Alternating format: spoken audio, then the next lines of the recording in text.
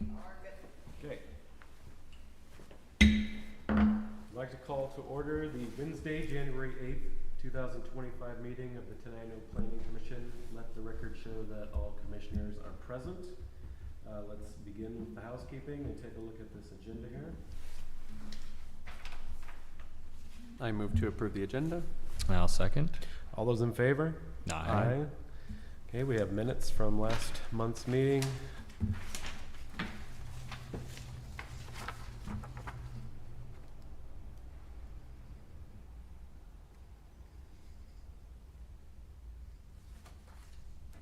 I move to approve the minutes as presented. And I will second. Do we need to say anything about how Darnella resigned last time? No, it was approved last time, so we're good. Oh, no, it's just not on the minutes. It's on the back page. Oh, it is? Backside. Oh, very good. Finish the minutes, please, Mr. Sorry, Rutherford. sorry. Very good. All right. Okay. All Moved. those in favor? Aye. Aye. Okay, moving on. Would you like to make a public comment? No, I'm just here to observe. Huh? I'm just here to observe. Okay, Solid. sounds good. Do we have any reports from the administration? No? Still All right. no applications. No applications. We don't have a public hearing, so let's jump into the comp plan update work with Melissa. Thank you. Thank you. Okay, so today we're going to be starting with the transportation element and then also going over the natural resources element. What I wanted to hit first there were some questions from the December meeting. I don't have all the answers, but the answers that I have for the most part are going to be discussed. So the open house dates, I couldn't find any documentation as to any finalization of when those would be. What I wanted to ask you guys is if you had any either recommendations of events that are occurring, or if we can also hold an open house during a planning commission. We just need to get the proper public notice out. What do you mean by events occurring? That we could piggyback on that? Yeah, essentially, like if you know something's going to be occurring within the the city that a lot of people will attend, it's usually beneficial for me and another staff member to come out and actually talk to them about the comp plan. So we'll usually have a whole board and have questions and interactive activities to discuss that and get feedback. That's generally what we do at an open house, or if we do any sort of event. But it also depends. So we could do something like that at a planning commission as well. That's always nice because it's regularly scheduled. People can usually plan for that. Either way, it would be scheduled out, and we do have to public notice it, and I think it's at least 14 days in advance. We could do a chamber luncheon thing. They do a monthly chamber luncheon during the day. Potentially. I don't know that I would be able to be there necessarily, but that's not required, right? So it'd be a good way to get a decent amount of people. Yeah. Do you guys have any idea? The only thing I was thinking about is the spring arts market, but I don't know that that's the full-on right venue. I can look into it. Do you know when that typically occurs? I feel like last year was in early April. Okay. That would be a good timeline in regard to where we should be at with the draft elements at that time, so that we can actually give a proper conveyance of what we're looking at for policies and if we're going to be changing anything. But I'll look at both options. With the chamber luncheon, they have a speaker at each one also, so that's far enough in advance, and they're always looking for people to fill that role. So you could probably just be the Do a focus of the presentation on meeting, it. kind of Yeah. Yeah, George Sharp at the EDC is the contact for the chamber typically. George Sharp. Yeah. Okay.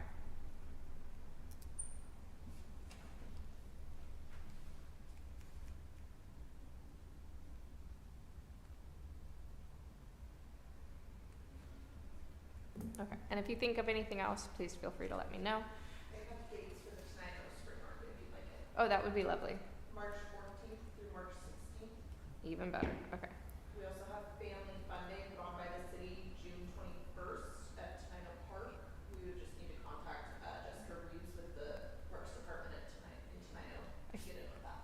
I feel like that would be too late, being that we're trying to adopt it by the end of June. But definitely an option if it ends up running later. Okay, cool. And we can also do both the chamber luncheon and the spring, because we do have two open house budgeted. That was a weird way for me to phrase that, but you know what I mean. The other thing that was asked for was a pros cons list of keeping the master plan community zoning designation. So in that first, in the binder, after the first tab, there's a side-by-side pros and cons list of, keeping the zoning designation in place. It's pretty straightforward. Granted, I say that as a planner, so if you have any questions, let me know. I tried to make sure that it was comprehensive, but easy to actually understand. Would you like a copy? I have. Okay, I want to make sure. Can I ask a stupid question? You're saying that you want to keep the MPC, but what were you thinking about going to? Sorry, I missed some of that. No, you're fine. That was never discussed. Okay. It was more of like whether or not we wanted to keep it. That was the discussion, right? Yes. Yeah, when we annexed West Tenino, like the equestrian ranch and all that area up there, the original, it was put under this master plan zoning, which required a prospective developer to come up with a plan for the whole area, not just piecemeal out. And so that was the original concept, but since the pocket gopher was listed and things have changed since 2007 or so when we annexed it. Now there's a question about if that's still a good idea to leave it all like that or not, because it seems like it's not going to develop into box stores and things like they had thought in 2007. So that's kind of where we're at with it. Okay. Nobody's proposing anything different necessarily. It's just pros cons list of where we're at. Yeah. Cool, thanks. Appreciate that. And what I figured is we wouldn't necessarily discuss it today unless you want to, and that is absolutely okay. But more revisit it when we have the land use map and we do that activity of whether or not we want to rezone it at that time. I could digest it for a little while and talk Yeah. about it when it comes back up. I mean, if you guys are okay with Yeah, it. that makes sense to me. Fine. Thank you for developing that. Yeah. Yeah. And then the last thing was, I know we didn't find the transportation plan, but if we do find any documentation for that plan or anything that we know that the city has been working on, and I have not, but I will reach out to the Public Works Department, then we can integrate that into both the transportation element and the downtown plan, depending on what the overlap is. And that's All it really did was talk about roundabouts at 99 and Wickman, and then bump outs in the street and some sort of traffic calming ideas and repaving and doing some other things just from 99 to Wickman really. And that's all that it covered. It wasn't really a transportation plan per se, but definitely overlapped that obviously. But it was if I recall correctly, it was essentially the planning portion if the project moved forward, the pre-planning essentially. It did get some budget estimates for the different ideas. I mean, it was fairly comprehensive, and it wasn't all done by the city. Outside transportation groups participated as well, but it's been a long time, so I'm not really. I guess it was never saved or fully integrated, but it's around here somewhere. And Okay. it is applicable, and it was good. I remember liking it. But yeah, if we find, and I will do some digging on my end, but if we find anything, then we can definitely look at that and see if there's anything that we want to pull into either the element or the downtown plan. So, talking about transportation element, I'm gonna start with the shoreline element because it's faster, honestly. That was the reasoning. So the natural resource element that's currently in the 2016 comp plan is not a required element. That's all fine and dandy. However, it also means that we don't have a checklist to say what is required and what needs updated. However, shoreline, the shoreline master plan and the Shoreline Management Act does require certain things in the comp plan. And because we cover critical areas in the natural resource element, we naturally fit those requirements in that element, which is why at the next tab, there are all of the requirements for the checklist listed under shoreline. But you'll also see that because the Shoreline Master Plan is adopted by reference in the current comp plan and will be also adopted by reference in the new comp plan, there's not a lot that we need to do. We will need to add policies, like a goals, policies, and actions for the shoreline specifically. I'm working with an environmental planner in regard to developing some just like generic options for us because generally, and I say generic because when we go as a planner, when we go back through and we look at them, we want to make sure that they're easily interpretable. And then when they get too complex, they become difficult to interpret. So I'm going to go. I'm going to talk to them in regard to some options, and then what we'll do is I will bring that back to you. Same thing that I'm going to do with the land use plan or the land use element and the housing element. When I have a more finalized draft, you'll see it again, and then at that time, you guys can pick what policies essentially that you would like to move forward with. So a lot of those will just be taken from the Shoreline Master Plan policies, but I want to make sure that we have some other options as well. When did we last update that? 2022, I believe.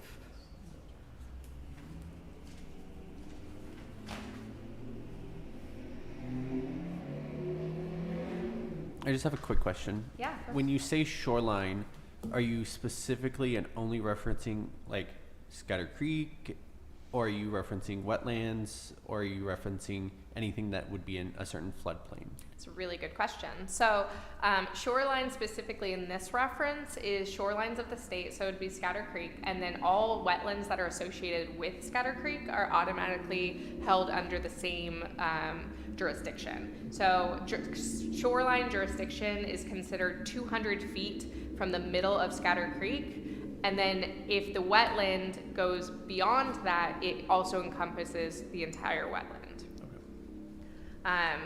Outside of that, critical areas are regulated under the Critical Areas Ordinance, which is also it's a separate document that we've adopted. And so all of the other critical areas are just held under that. Gotcha. I don't have anything else under the natural resources. I have no current update recommendations.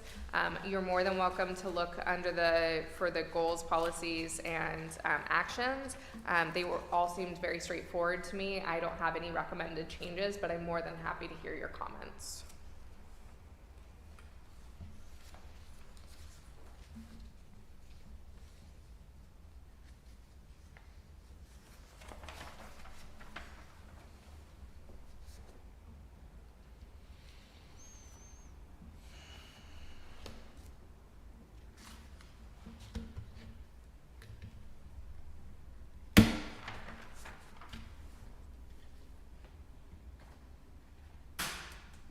I think the last goal NR12, potentially does not fit, depending on.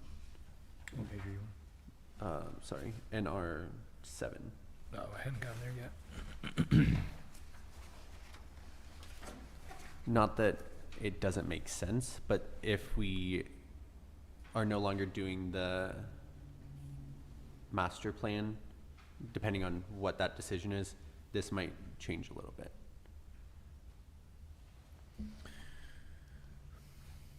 So just Tenino scenic hillsides are protected? No, sorry, 12. Okay, sorry, NR7, NR12, or goal NR12. Yes. What about it doesn't, what don't you like about it? I don't not like it. I think it should be reworded a little bit if the master community planning is gone, to acknowledge just Tenino is in general, not necessarily just West Tenino. So your recommendation would just effectively be to remove West Tenino and make it Tenino? I think so.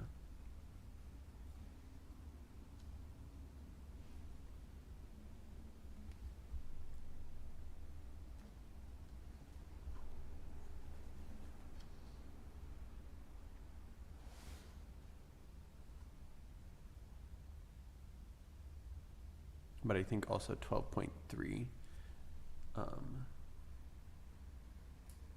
encourage cluster development patterns is directly related to the master community plan, because otherwise wouldn't. If we get rid of that specific overlay requirements, then it would fall under all of the normal zoning. I understand your logic with that. I think that even if we were to rezone that area, the prairie habitat is still regulated through the county, and we would still have to essentially enforce some sort of cluster development, with the way that the county's regulations for prairie habitat is. Gotcha, okay. Generally, if I recall right, it's been a minute since I've actually read the county's regulations in regard to it, but Tenino should reflect something very similar. That essentially, if it's at all possible, if a entire property is like completely prairie habitat, then all development should be clustered. Gotcha. And so when a planner would go to review any proposals, we would have to look at that and be like, well, you're proposing it 200 feet away. There's no reason to do that when you can propose it 10 feet away from the main building. Gotcha. Like that. Okay. But I can definitely understand the concern, so I'll make sure that that language stays somewhat similar, so that Okay. going forward, if we do end up changing that zoning, there's no, like it still remains clear. Gotcha. Thank you.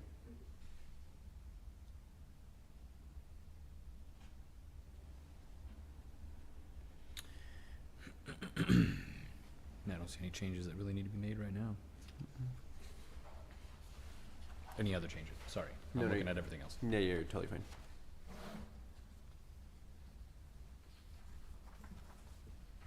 Okay. On to the transportation element? Sounds good. Okay. So I went through the transportation element, and most everything that I read and understood, and I did send it to a transportation planner, because, well, they're a transportation planner, but I haven't received it back, so tonight we're really just asking for your comments, and then I'll update it even further. But most everything stays the same, because the roads are still the same length for the most part. They're still under the certain maintenance responsibilities. What I did change is there's two things that I want to talk about. Table 4.3 is needed pedestrian improvements. If there's nothing already identified on there, please let me know if you know of areas that need improvement. And if it is identified on there and you think it's already been accomplished, also please let me know.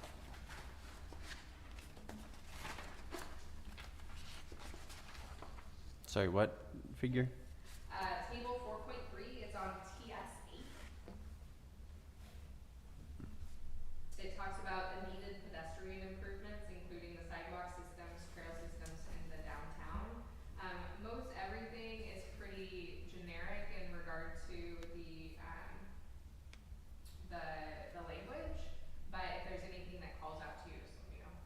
Thank you.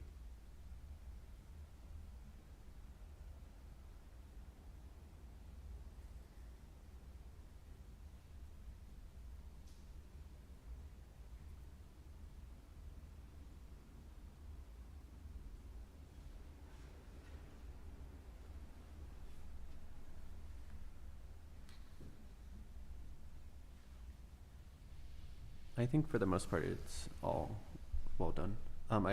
Maybe if there's one thing I would add is, I don't know what their technical term is, but the flashing light crosswalks for a couple of the crosses right outside of the historic district, Okay.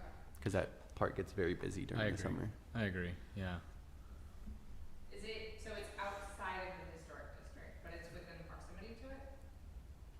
It might be essentially if you're at right in the center, those like next 4 or 5. There's one at the end of right by Jackpot, but then none the other way. Mm-hmm.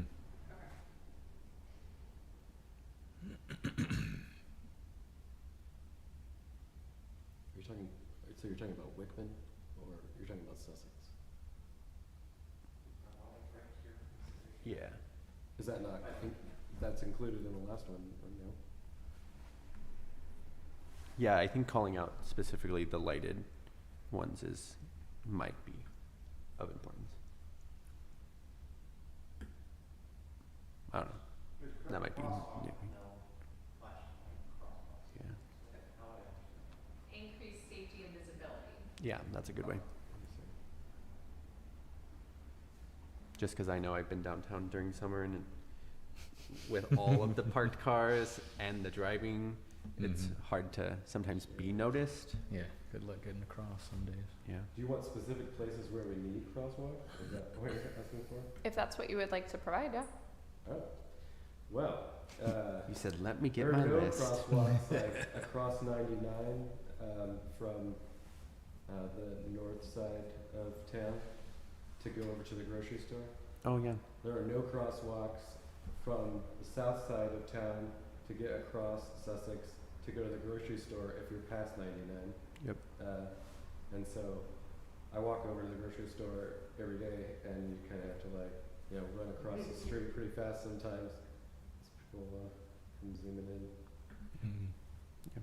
Well, and I don't think there's any specific crosswalk going over to the park either, is That's there? what I was just about to say. Yeah. There is no actual crosswalk there. There Yeah. is a Mm-mm. Then Nope. the other one I would recommend would be something like right where the market is, which is that, Mm. close to the street off Yeah. the market, having one be on either side, because there's parking over here.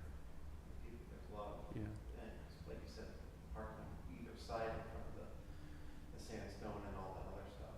It's backed Yeah. up, and then people try to cut across. Yeah. What market? Where's The the actual farmer's market. Farmer's market, okay. Yeah. Right at the historic Liberty banks. Street. Yeah. I just needed to clarify what we were talking about. Yes, sorry. No worries. Okay. Well, and which was it? The section.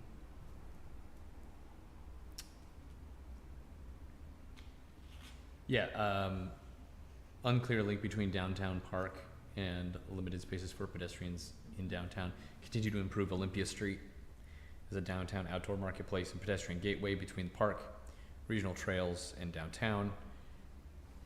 I think those clearly marked crosswalks going all the way down toward the park. I mean, that's Just gonna, continue it. yeah, that's just gonna create like that visual, at least line, straight to the park, like, oh, maybe I should go down there, check Yeah. out what's all the way down there. I think the downtown plan has a policy or goal that includes that, so we can also pull that over. Excuse me. We can also pull that over. I'll see because I'd like to mirror that language if we can, Mhm. but if we don't have that language already in there, it's probably best that we put it in both, because I know the downtown plan talks about route to the park Yeah. from downtown. Yeah, Yeah. absolutely. Okay. Yeah. And the city has gotten several grants, so I feel like if it is well written in there, that might be something that they can put in a grant Mm-hmm. for improvements. So Funding. Got it. yeah. It's good to put funding language in goals and policies and actions, because it helps support when the city goes to actually request funding from the state and federal level, that we can say it's in our comp plan and it's supported by what we're doing.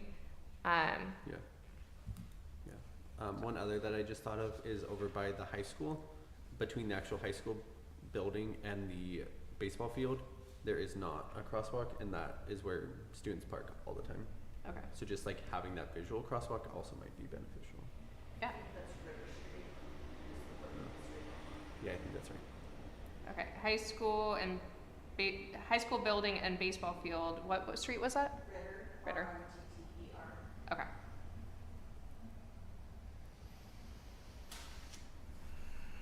Okay. And then section D, I'm waiting for information from TRPC, but that will all be updated in regard to some of their some of the data that's represented in the first paragraph. Table 4.4 on TS 11, it looks crazy, I understand. All it is I took the transportation plan, my brain is forgetting the acronym for it, Transportation Improvement Plan? TIP. Yeah, the TIP. Not the TIB, but the TIP. I know. Reasons why I'm not a transportation planner. But basically all I did was I took the most recent one, which was from earlier this year, and I just put the new ones in. So that's all it is. And I will, next time, I will provide a not red drafted, because I don't know how you could read that, because I can't read it. But that's all it did. Yeah. And that tip was passed this year, you said? Mm-hmm. Okay. Yeah, it's the most recent one. Gotcha. Sorry, I do have a quick call out because on TS4 it does acknowledge one roundabout, so potentially there are roundabouts in the comp plan already somewhere too. On actual page TS4, there is a rendering that has a roundabout in it. So I wonder if there are roundabouts discussed in this chapter too.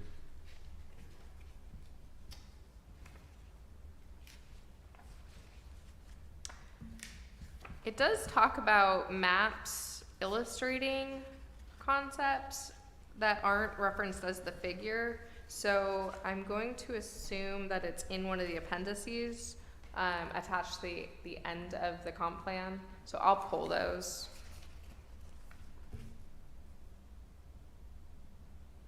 Yes, Main Street 507, there's the project reference right there, on the top of TS5. That's what the project was called, that's missing. Main Street 507, okay. I think TRPC actually has that posted to their website, so I will double check on that. They did do it. Fred did work for TRPC when we worked on that, so. Okay, I'm sure they have it. cool, I will pull it then. 'Cause I'm pretty sure I actually already downloaded it. Good. There you go. Easy peasy.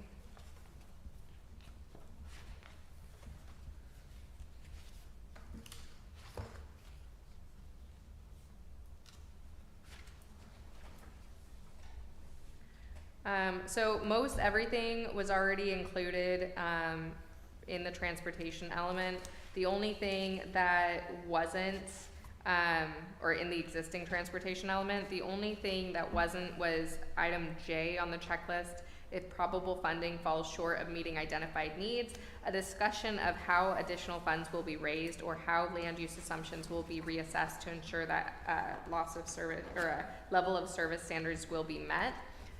We're required to provide essentially a section that talks about how the city will actually look for additional funding if funding falls short.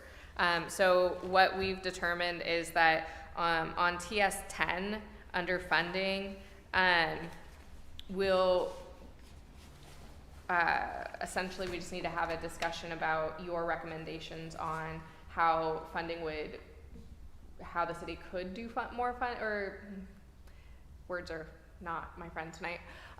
But essentially that, your guys' recommendations or comments, if you want to provide them in regard to other ways that the city can look for additional funding sources if for some reason the state and federal fundings fall short.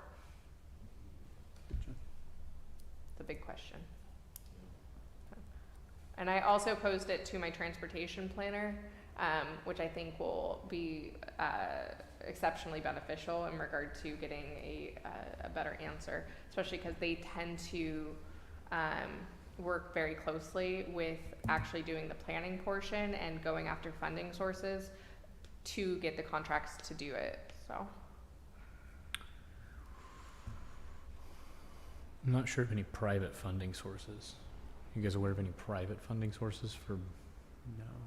transportation? No, like TRPC has different grant processes, and like, I know community block grant dollars were used to pave some of these streets in the past, but other than that, I don't have any idea of non-state or federal dollars. You'd only almost have to be like a community fundraiser kind of thing at that point. I mean, I don't know if there's enough money in town for that, these projects. Yeah. that's the concern. Paragraph 2 under funding goes into some other alternative options that are pretty like standard. So it says securing adequate long-term funding for transportation projects is difficult. However, the city may consider a number of strategies, including encouraging public-private partnerships for financing transportation projects, taking advantage of state funds such as those offered through the Transportation Improvement Board and the Public Works Trust Fund, encouraging the use of local improvement districts by property owners to upgrade roads, and requiring impact mitigation payments or seeking voluntary contributions from developers, and seeking out federal funding opportunities. So aside from that, I was like, seems like a good answer to me. Yeah. okay, so I'll talk to the transportation planner to see if they have any other recommendations, but and I think what the checklist is getting at, I've spoken to Commerce a little bit about this, is that instead of just kind of like generic language of like, yeah, we'll try to get other money, of like actually saying we will go to this board or we will do this other alternative route, and like put it more in a movement statement of like this, or an action statement of like this will happen, like this is how we would do it. So I can sense. provide some examples for you guys to look at if you want to do it that way. Yeah, I'd be interested to see what like a small city does. Okay. Yeah, I can definitely see, yeah, I'll get some example statements.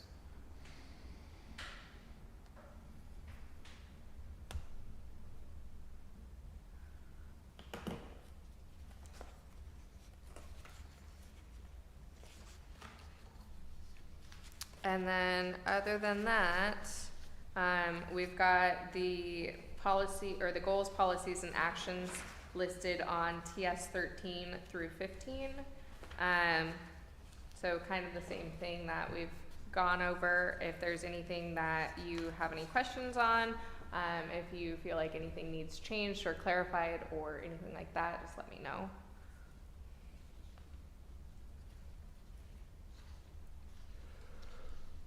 And I'll look at the Main Street 507 and see if there are any goals or anything that's in there that we might want to pull over. It does seem like a lot of it was integrated into this already. Yeah, that's, yeah.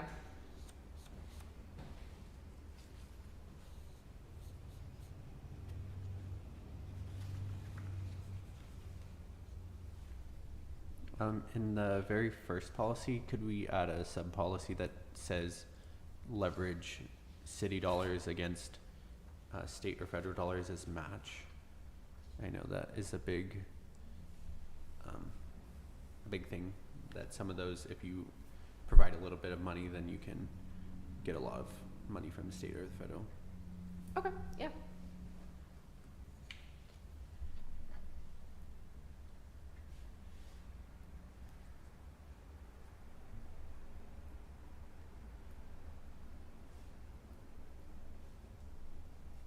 Do we have does the city have a prioritized list of road improvement projects?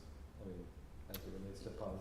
Yes, that is actually the, table 4.4 is the improvement projects in order of priority. So like the first one is Old Highway 99 West from Highway 507 to Mima Acres Drive Southeast. And then it also lists what the anticipated funding sources were for each one. Gotcha. The Public Works Director gave a presentation to the City Council, I believe, back in June about it.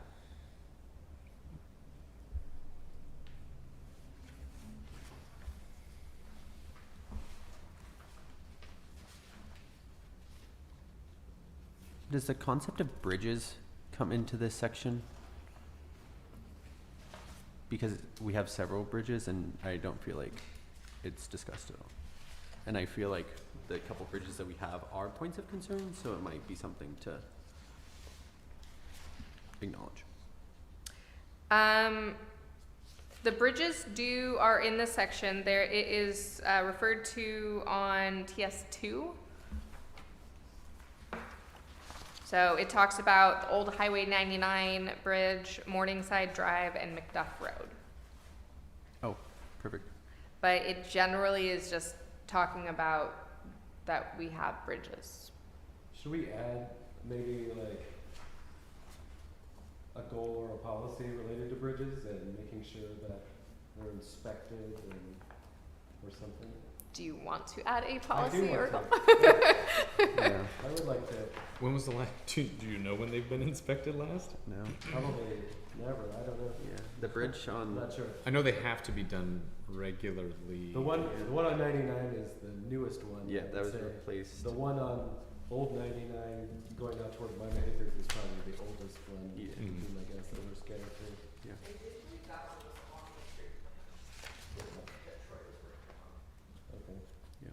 One, I know that all of our bridges are too short to receive some state or federal dollars, so. it'd Oh, be- is that right? Not yeah. long enough span. Yeah, so I would also be interested, Unfortunate. yeah, I'd be interested in adding a sub-policy that talks about advocacy for state or federal changes to acknowledge the need for small bridge repairs. That's pretty good. Mm-hmm.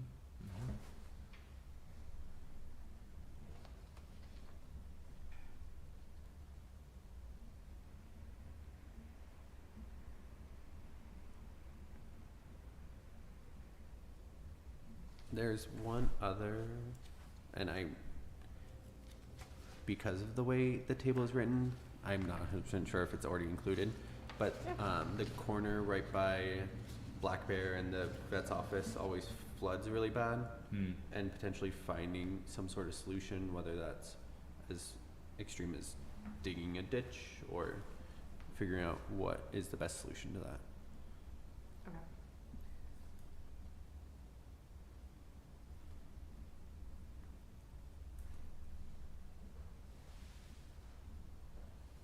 And that might be just something that we provide information to the Public Works Director in regard to needing to get it fixed. Gotcha. But even so, that's still moving that forward. Gotcha. So.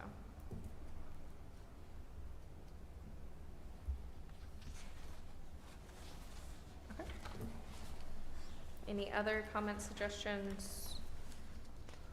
As always, if you have any pop up after the fact, you can also email. You just can't email with all three of you in one email to me. No respond. Yeah. Yeah. Sorry, the funding box on TS15. Okay. I would also potentially think it might be important to like acknowledge that even if the city has financial shortfalls, that like funding these transportation policies is still something that should be considered a high priority. Okay. Like, I don't know how you'd write that, but I can figure that out.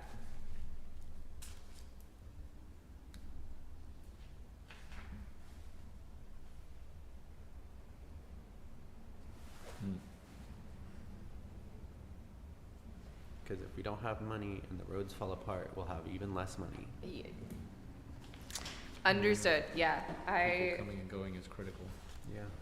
One would say it's critical.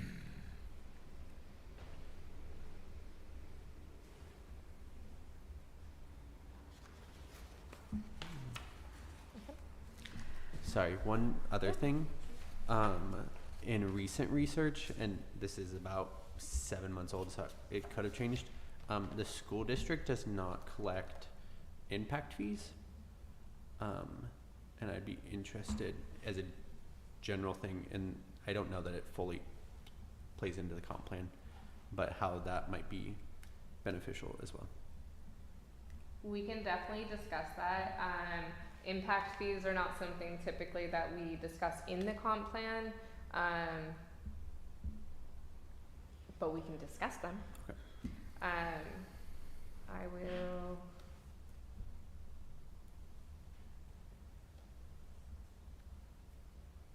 Make a note, and then what I'll probably do is I'll reach out to some of the local officials and the mayor. Okay. Because politics has a lot to do with impact fees. Yeah.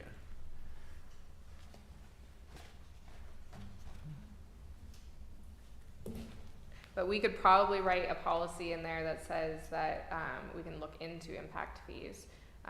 Or obviously not that exact language, Yeah. but language similar to that in, you Like know, analyze as and a make sure fund. they're meeting the need or whatever. Yeah, because transportation impact fees are a thing.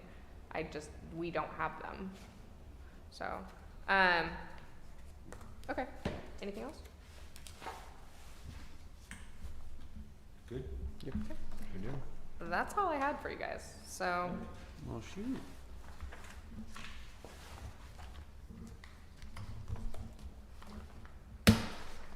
do you have any questions? Okay. Yeah. Well, I think you showed up today, so that way you can submit an application to be on the planning commission.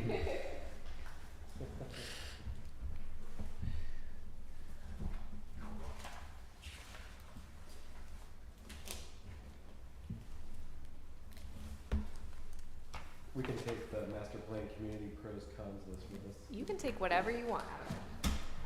Here's the cards if you have any questions.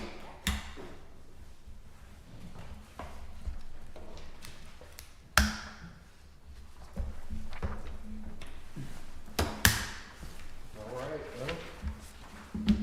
Do you have any new business? No public comment? You guys have any announcements or anything? No. No? Let's call it adjourned then.